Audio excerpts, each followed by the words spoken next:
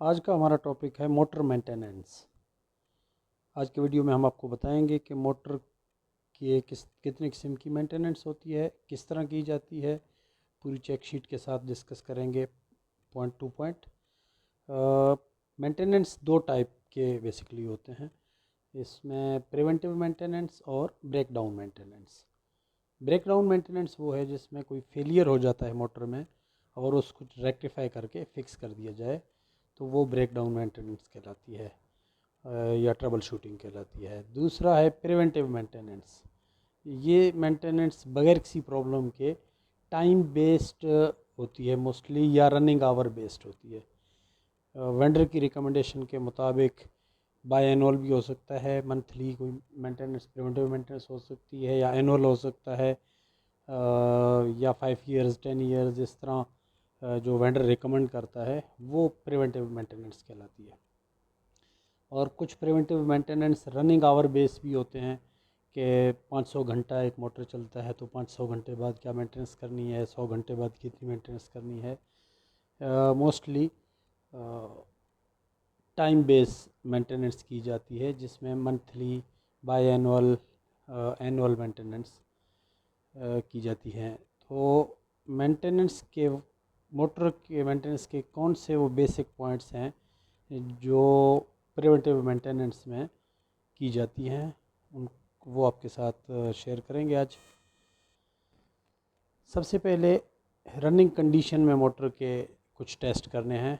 आप जिस मोटर की मेंटेनेंस करने जा रहे हैं, सबसे पहले उसको रनिंग हालत में उसके बेरिंग टेस्ट या रनिंग टेस्ट की जाती है, जिसमें उसके साउंड को चेक किया जाता है, कोई एबनॉर्मल साउंड या कोई वाइब्रेशन या हाई टेम्परेचर, इन चीज़ों को ऑब्ज़र्व किया जाता है। अगर इसमें कोई एबनॉर्मलिटी मिली तो उसको फिक्स किया जाता है। अदरवाइज़ रनिंग के बाद मोटर को बेरिंग कंडीशन को आप बेरिंग एनालाइज़र से देख सकते हैं, आया कि इस मोटर के बेरिंग रिप्लेसमेंट की रिक्वायरमेंट है या नहीं है। और बेरिंग लाइफ को देख सकते हैं कि बेरिंग कब मोटर में इंस्टॉल की गई थी। अगर उनकी लाइफ पूरी हो गई तब भी आप प्रिवेंटिव मेंटेनेंस के दौरान बेरिंग रिप्लेस कर सकते हैं। ये रनिंग टेस्ट हैं। इसके बाद मोटर को स्टॉप किया जाता है और परमिट टू वर्क सिस्टम के तहत उसको आइसोलेट करके लोटो इम्प्लीमेंट की जाती है, लॉकआउट एंड टैग आउट, ताकि प्रॉपरली मोटर आइसोलेट हो मेंटेनेंस के लिए। उसमें लॉकआउट और टैग आउट के बाद उस मोटर का एक चेक भी होता है उस आइसोलेशन को वेरीफाई करने के लिए। स्टार्ट कमांड देख के आप देख सकते हैं, अगर कोई खुदा न खास्ता कोई गलत आइसोलेशन हो तो वो आप वेरीफाई कर सकते हैं। उसके बाद आप मीटर से भी एक दफ़ा ज़ीरो वोल्टेज कंफर्म कर सकते हैं कि अब उस मोटर में वोल्टेज ज़ीरो हैं। और आइसोलेशन के बाद फिर आप मेंटेनेंस एक्टिविटी स्टार्ट करेंगे। उसमें सबसे पहले इंस्पेक्शन एंड क्लीनिंग, मोटर की पूरी इंस्पेक्शन करेंगे।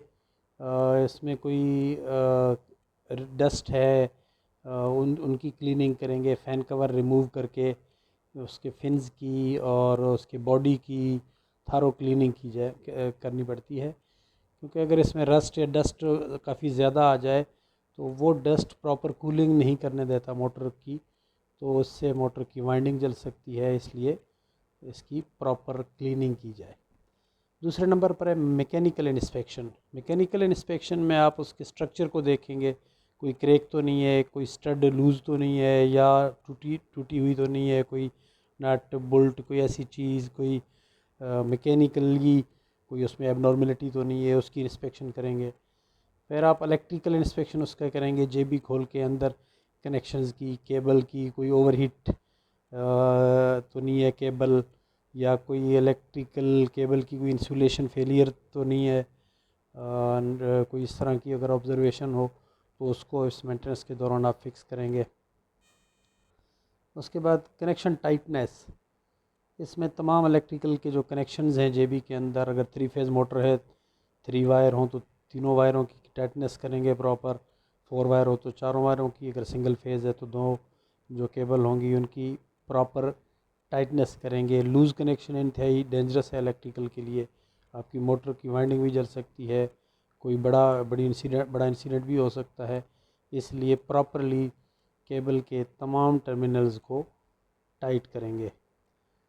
उसके बाद स्टड और बुलेट्स जो हैं जो आप टाइट कर रहे हैं उनकी भी इंस्पेक्शन करेंगे कि कोई थ्रेड उसके रिमूव तो नहीं हुए हैं, और कोई स्टड या बोल्ट कोई फ्री तो नहीं है। अगर कोई ऐसी abnormality मिले तो उसको रिप्लेस करेंगे। तो ये कनेक्शन टाइटनेस इलेक्ट्रिकल मेंटेनेंस में एक अहम पॉइंट है। उसके बाद मोटर की इंसुलेशन टेस्ट करेंगे या मैगर टेस्ट करेंगे। ये वाइंडिंग टेस्ट होती है।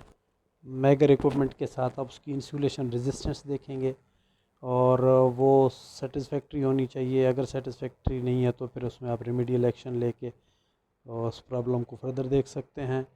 और जो गिवन आपका लिमिट है वेंडर की तरफ से कि कितनी मेगा ओम या गीगा ओम होनी चाहिए इसकी रेजिस्टेंस, तो उससे आप कंपेयर करेंगे।